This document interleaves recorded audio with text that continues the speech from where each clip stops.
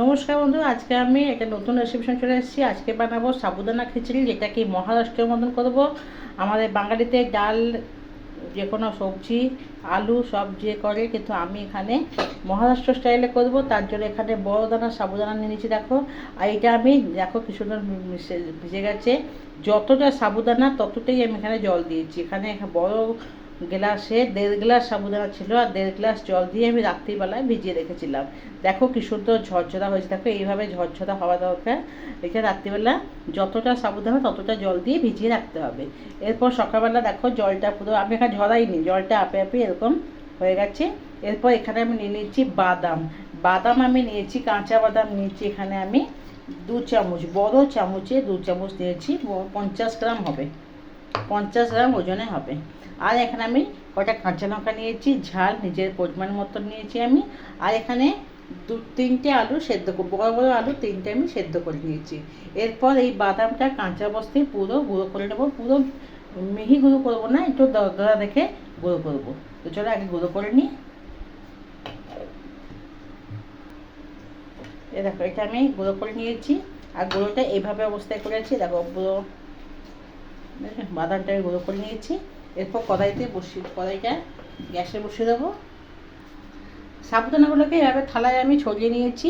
এবার এর মধ্যে যে গুঁড়োনো বাদামটা ছিল সে মিশিয়ে দিচ্ছি।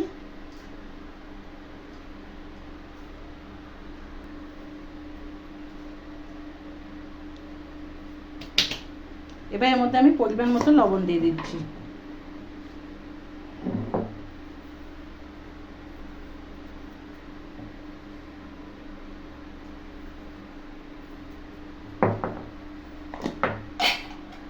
আলুগুলোকে আমি ছোট ছোট কেটে দিচ্ছি।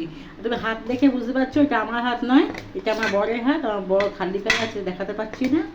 এ দেখো, এই যেটা আমার হাত, আমার বরের হাতে রান্না হচ্ছে। কারণ মহারাষ্ট্রতে এই জিনিসটা অনেক বেশি চলে, তার জন্য ও আমার বর হচ্ছে মহারাষ্ট্রিয়ান, তো ওকেই বলেছি করতে। কড়াই বসিয়ে দিচ্ছি। এবার এর মধ্যে আমি দিয়ে দিলাম ঘি।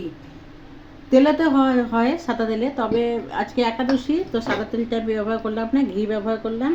ঘি এখানে আমি 4 চামচ পরিমাণে ঘি দিলাম। হাফ কেজি এখানে আছে সাবুদানা, তো এখানে আমি 4 চামচ পরিমাণে ঘি দিয়ে দিলাম। ঘি গরম হয়ে গেলে ঘিতে আমি দিয়ে দিলাম সাদা জিরে।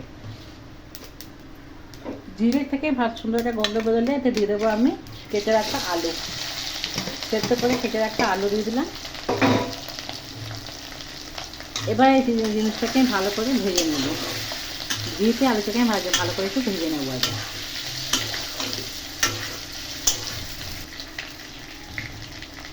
এবার কাঁচা লঙ্কা চিড়ে রেখেছিলাম, কাঁচা লঙ্কাটা দিয়ে দিলাম ঘিয়ের মধ্যে।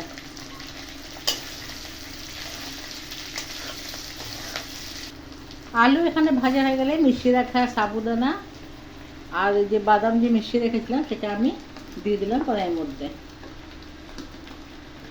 এবার গ্যাসের ফ্লেমকে একটু স্লো করে দিয়ে এটাকে আমি ভালো মতন নেড়ে নেব। ভালো করে মিশিয়ে নিচ্ছি। এরপর এর মধ্যে আমি দিয়ে দেবো পরিমাণ মতন চিনি। সামান্য চিনি দিলাম, 1 চামচের মতো চিনি দিয়ে দিচ্ছি। এটা ব্যালেন্সকে পুরো মানে টেস্টের ব্যালেন্সটাকে ঠিক রাখার জন্য এখানে আমি চিনি দিলাম।